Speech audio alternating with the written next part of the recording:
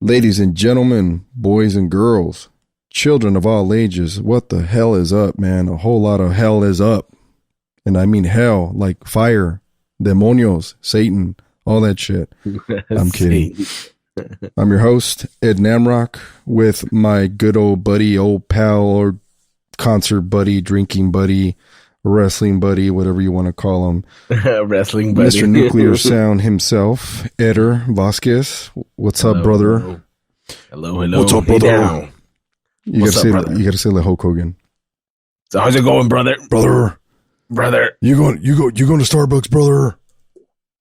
It's like, yeah, to get coffee, not cocaine. Crazy. What is he now? A $10 million wrestler? Thanks to Gawker, who doesn't even have that money. Dude, that is ridiculous. Like it was over that stupid sex tape, right? Yeah, well, fucking Gawker fucked up, dude. They shouldn't have posted it. Well, they blew their wad too quick. I mean, only people like TMZ can get away with that shit. You know that? Well, you have to ask. You have to ask for permission. You have to have people sign it, right? know? But like Kim Kardashian and shit like that, like they signed it. No matter what they say, they signed paperwork. They sold it. Oh God, don't even get me started on that bitch and that family. Yeah, so everybody who supposedly is a leaked video, except for the fappening, aside from that, everybody signed paperwork. Dude, or made a deal. That shit was fire, dude. Yeah, that shit was crazy. Was it Jennifer Lawrence? Was it what's her name? Kate Upton. Yeah. Who else? There was the soccer player chick that got in trouble. What's her name? Hope Solo. I think she was in that shit too. But Jennifer Lawrence was like the I know child. the chick that's on the Big Bang Theory. Oh my God. Was one. That's ridiculous. I think another chick that's on, I think Parks and Rec. That's Damn, they got them all. Yeah, they got a bunch of girls just because they didn't know how to protect their stuff. Yeah, because everyone knows that, and you and I have talked about this before, like the shit that you buy out of the box is not encrypted. No, people they don't think about it. Nope. Like everyone that buys a phone, for example, none of that shit is encrypted. Dude, you got to manually go in there and do it. Security camera for your baby. Fucking change the password, people. Oh, you heard about that one? Was it? I think it was you were the one that told me about it. That someone actually hacked into the household network and started talking to the parents like, "Hey, I'm watching your child." Yeah, there was a bunch of leaks of people that didn't have their baby cameras, password protected. Right. They didn't change the manufacturer protection. Right. So a bunch of hackers just started logging on and, started going onto like baby cameras. And then some of them actually had speakers in them. So you could talk to whoever was on the other end. And, a couple parents caught, their baby camera talking to their baby and crazy shit like that. Oh, wow. Yeah, man. That is... I don't know how I would feel about that now that I'm a dad. It's like all of a sudden you start hearing that shit. You hear like some Vietnamese dude on the other end.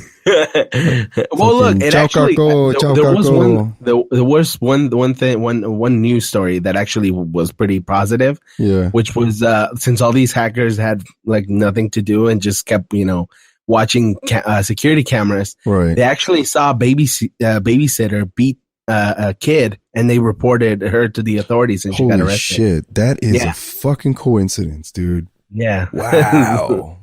So that's when hacking like goes that. right. No shit. I'm like, dude, perfect fucking timing. Like, yeah, this babysitter's beating the shit out of some kid. I think we better do something. Oh man, that sucks for those parents. So like that's what I'm saying. It must suck to hire someone and then later go, what the fuck were we thinking, man? How did we not know? But sometimes you don't know, man. I mean, that's the shit that goes like through the fucking, it slips through the cracks, dude. And you're just like, fuck, man. Like, what happened? Yeah, dude. I don't know. It's like I don't have kids, but I have dogs, and I wouldn't trust people just taking care of my dogs. Dude, but like even dogs, dude. Come on. Yeah, like I said, I've gone on vacation, and I just don't let anybody, come to my house and feed my dogs. Fucking feed them poison and shit. You never know that, dude. Yeah, luckily my husky, at least he can bite back, but still. God. But a lot of shit this weekend, man, and a lot of shit just probably recent, probably like in the last like 8 hours, dude. But the first thing I wanted to talk about is, you know, WrestleMania. So what was your grade? What did you think about it? WrestleMania. Well, this is actually my first event since I think the last time I saw any WrestleMania anything was like 2000 something, like 2002 or 3. No, lying. 2004 around there was my last time I saw something. And for the record, before we jump into nerdiness about wrestling, for all these motherfuckers that'll listen to us right now or later, whatever they want to do and stream it, is yes, we know wrestling is fake. None of the hits are real. We know that. But motherfuckers are over here watching Love and Hip Hop Hollywood, the Kardashians.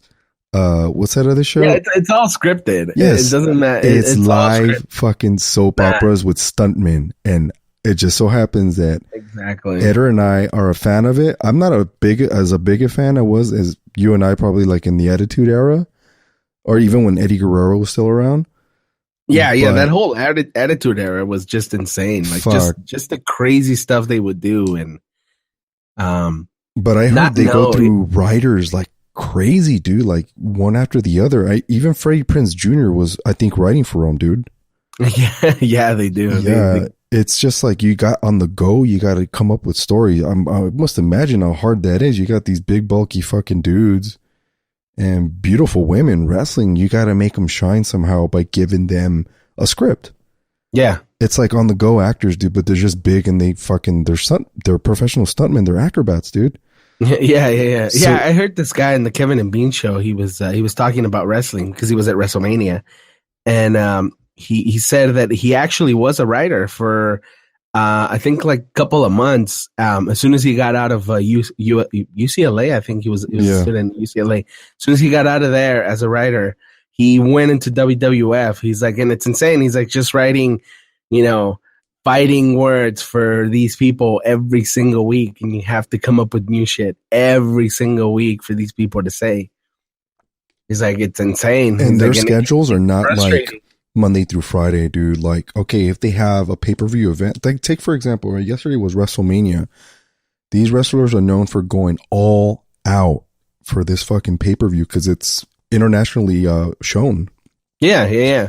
And dude, today they gotta get up, probably hungover from the fucking night before, and go to Monday Night Raw. Yeah. And then they have SmackDown on Thursday, and I think all the other sub shows like NXT. And back in the day, it was what? It was ECW. It was ECW. Yeah, luckily, like the people that or at least when I was watching it, the people that wrestled in ECW didn't wrestle in WWE. And I don't know like any of their schedules. All I remember was WWE had Sunday Night Heat, and then it was Raw, and then it was SmackDown, and then back to the cycle again. And if they had a pay-per-view, that would replace, sometimes Sunday Night Heat. But it's just constant. Like, luckily, at least, like, I think it was around the end of the Attitude Era. Right. They started to separate, like, the wrestlers and not make them fight, like, every single night. Because, like, I'm going back and, like, watching through, like, the archives and stuff like that. And these wrestlers, before, when it just barely started, like, 1998, they would wrestle all 3 days nonstop. That's fucking brutal, dude. Like, yeah, dude.